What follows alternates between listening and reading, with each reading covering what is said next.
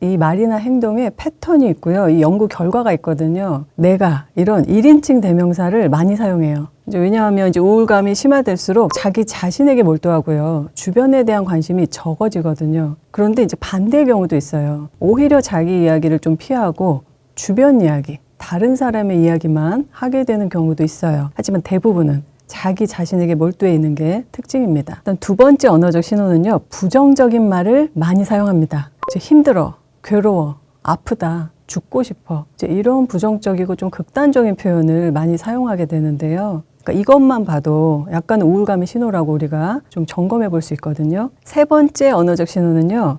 좀 극단적이고 흑백 논리적인 표현을 많이 사용합니다. 아무것도 변하지 않을 거야. 완전히 망했어. 절대 나아지지 않아. 등등. 이렇게 극단적인 표현은요. 이제 우리가 좀 언어적 사고가 유연하지 않을 때, 그 마음의 여유가 없을 때 나타나게 돼요. 그러니까 이제 평소 좋아하는 활동에 대한 흥미가 줄어들고요. 더 이상 재미가 없고, 만남이나 약속도 나가기 귀찮아해요. 수면에 변화가 생깁니다. 그러니까 이제 밤에 잠을 잘 못 들거나 아니면 자주 깨거나. 이제 그런 적 우리가 가끔은 있죠. 근데 때로는 반대로 이제 굉장히 잠을 많이 자는 과다수면. 이것도 이제 증상 중에 하나입니다. 그래서 이제 이렇게 수면 패턴이 불규칙해지고 수면의 질이 떨어지면은 만성적인 피로감이 생길 수 있어요. 그래서 좀 요즘에 우리가 피로하다 싶으면은 먼저 수면 패턴이 혹시 변화가 없는지를 체크하는 게 중요합니다. 식욕이나 체중에 변화가 생기거든요. 그러니까는 이제 여름이 와서 단순히 식욕이 없어진다 이제 그런 차원이 아니고요. 이제 평소에 맛있게 먹었던 것도 잘 먹게 되지 않는다던가 정말 눈에 띄게 식욕이 줄어서 체중이 감소하거나 아니면 반대의 경우도 있어요. 폭식을 하는 거예요. 폭식을 해서 갑자기 체중이 증가하는 이제 이런 어떤 식습관의 변화도 우울증의 중요한 신호기도 해요. 이제 우울증이 생기면 자꾸 사람들과 어울리려고 하지 않고 혼자 있으려고 하고 고립을 시켜요, 스스로. 그래서 좀 대인관계나 사회생활에 문제가 생기죠. 비언어적인 표정이나 제스처로도 우리가 조금 알 수 있는데요. 예를 들면 평소보다 이 사람이 말이 없어진다던가 눈을 잘 못 마주친다던가 대화할 때요. 혹은 조금 말이 굉장히 느려지거나 이상하게 어눌해진다. 그러니까 조금 평소와 다른 비언어적인 신호도 한번 체크해 보시는 게 필요합니다. 때로는 우리가 못 씻고 잠에 들 때도 있는데 이제 그렇게 바쁜 차원이 아니고요. 왠지 씻는 게 귀찮다 이렇게 느껴지고요. 그리고 양치질이라든지 머리 감는 일, 이제 굉장히 필수적으로 해야 되는 그런 일도 소홀하게 되면 이제 이게 굉장히 에너지 저하가 있다는 신호거든요. 그래서 이걸 그냥 귀찮음으로 게으름으로 넘어가지 말고 우울증의 신호가 아닌지 체크해 보셔야 돼요. 이제 말씀드린 이 언어적이고 행동적인 신호들이 일시적으로 나타나는 건 사실 문제가 크게 되진 않아요. 근데 만일 2주 이상 지속이 된다. 그러면 그때는 좀 전문가의 상담을 받으실 것을 권유드립니다. 첫 번째, 일상생활이 유지되는가입니다. 그러니까 이게 가장 중요한데요. 진짜 우울증은 오히려 겉으로는 아무렇지 않아 보여도 결국 뭔가 일상이 점점 무너지게 돼 있어요. 그러니까 자꾸 지각이나 결석을 한다던가 그리고 이제 공부나 업무의 효율성이 떨어지게 되죠. 그래서 아마 스스로가 느끼게 됩니다. 아, 내가 좀 예전과는 달리 자꾸만 집중이 안 되고 뭔가 공부를 해도 일을 하는데도 왜 효율이 떨어지는 것 같지? 이렇게 스스로가 좀 위기의식을 느끼게 돼요. 이게 진짜 우울증이고요. 효율성이 떨어지는 이유는 사실 집중력이 저하되기 때문이거든요.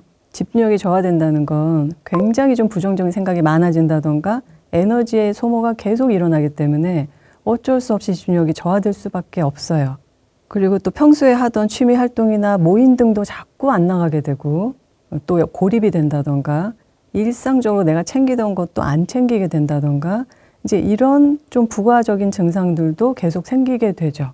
자, 그리고 이번에는 가짜 우울증은요. 어떻게 다르냐면 불평, 불만을 막 쏟아내고 힘들다라고 하면서도 학교나 직장에 꼬박꼬박 나갑니다. 그리고 또 모임에 나가는 걸 막 귀찮아 하면서도 막상 나가면 어때요? 즐겁게 잘 어울려요.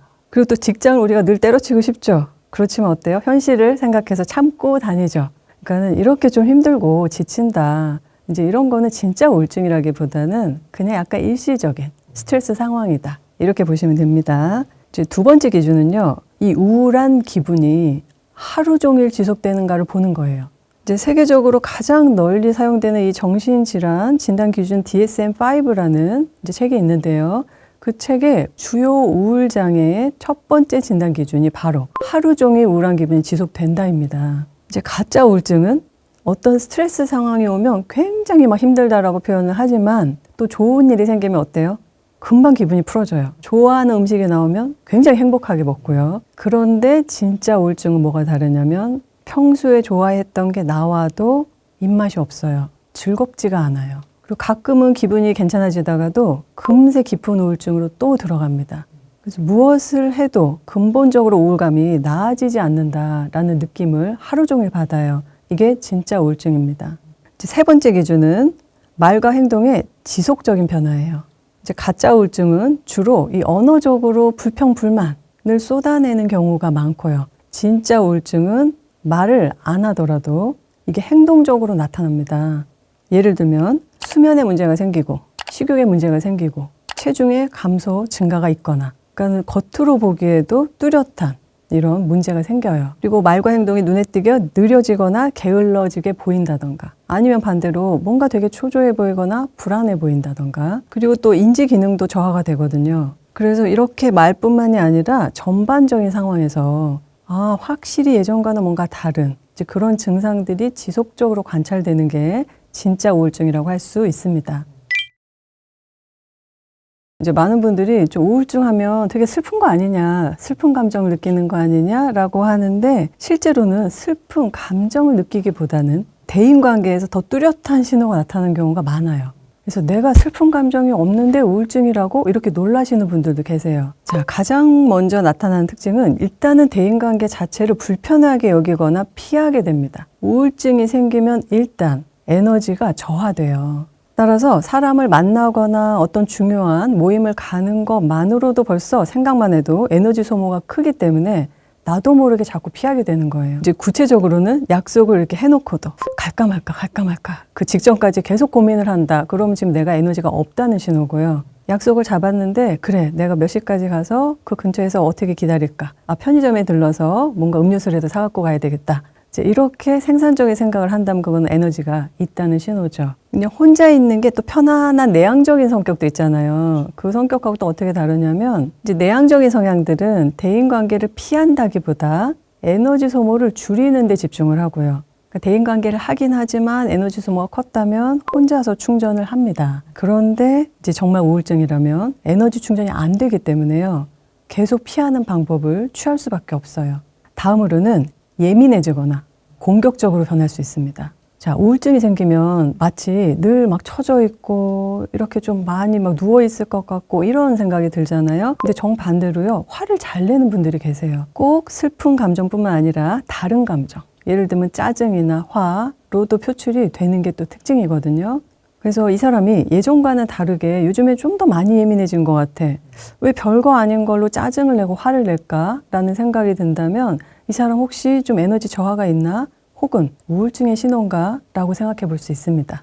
마지막으로 사람들을 만날 때 아주 작은 피드백이나 거절에 굉장히 민감해져요. 우울증이 생기면 모든 걸 부정적으로 해석하게 되거든요. 사소한 지적에 대해서도 굉장히 과민 반응을 보일 수 있고 끊임없이 사람들의 눈치를 보고 불안을 많이 느낍니다. 그래서 대인관계 자체가 벌써 스트레스가 많아지잖아요. 그래서 피하게 되는 거예요. 그래서 이제 우울증이 있을 때는 또 새로운 도전 자체를 할 에너지가 없기 때문에 피하게 됩니다. 그래서 이럴 때는 자꾸 새로운 인간관계 혹은 새로운 도전을 하기보다는요. 기존에 하고 있는 일상을 유지하는 것 아니면 기존의 만남을 조금이라도 유지하는 것 여기에 집중하는 것이 중요합니다.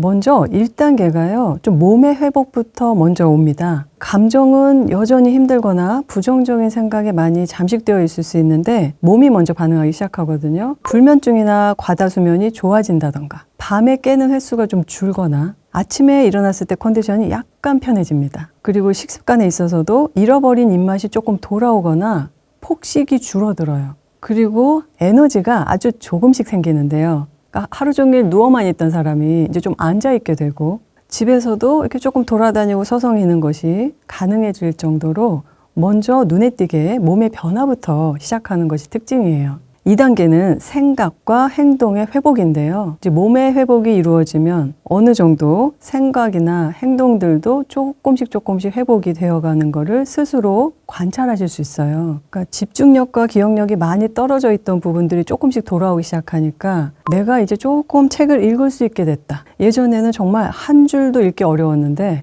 이제는 좀 몇 줄씩 읽을 수 있게 됐어요. 혹은 5분도 앉아있기 힘들었는데 이제 30분씩 앉아서 책을 읽을 수 있게 됐어요. 이제 이렇게 어떤 이제 평소에 못했던 그런 행동들을 다시 할 수 있게 되는 거죠. 그리고 또 오늘 점심은 뭘 먹을까? 이런 아주 간단한 자기 결정도 조금 편안하게 하실 수 있고 행동 반경이 조금씩 넓어지는 것도 특징이에요. 그러니까 집에만 머물렀던 사람이 앞에 편의점에 잠시 나갔다 온다. 혹은 편의점 옆에 있는 또 카페를 다녀온다. 이런 식으로 조금씩 행동 반경이 넓어지면서 이제 부정적이었던 생각도 어떻게 될까요? 그렇죠. 오늘은 내가 여길 다녀왔네. 오늘은 책을 읽었네. 하면서 조금씩 또 희망이 생기는 생각으로 변하기 시작합니다. 그런데 사실 이때에도요, 감정적으로는 여전히 많이 좀 처지거나 다운되어 있을 수 있거든요. 이렇게 몸의 변화, 생각과 행동의 변화가 이루어지고 있어도 감정은 여전히 아직은 다운되어 있을 수 있기 때문에 이 시기에 나한테 스스로 칭찬과 격려를 해주시는 게 굉장히 필요합니다. 3단계는 이제 감정 회복이 마지막에 온다라고 이제 전문가들이 많이 얘기하고 있습니다. 이제 몸의 변화, 생각의 변화, 행동의 변화들이 일어나고 이제 어느 정도 성취감이 좀 쌓이게 되죠. 그런데 이제 이 정도의 좀 여유가 생겼을 때 새로운 이슈들이 떠오르는 분들이 계세요. 그러니까는 과거에 해결되지 못했던 트라우마가 떠오르시는 경우가 있거나 아니면 그동안 해결하지 못했던 인간관계에 대한 어려움이나 문제가 이제 좀 수면 위로 떠오르는 경우예요. 기본적인 내가 생활을 할 정도의 에너지가 올라올 때 원래 깊이 묻어두었던 이슈들이 떠오르거든요. 그래서 이럴 때 이제 트라우마 치료를 하기도 하고 대인관계에 있어서 깊이 탐색을 하기도 합니다. 어느 정도 에너지가 있을 때 이제 이런 깊은 이슈가 다뤄질 수가 있어요.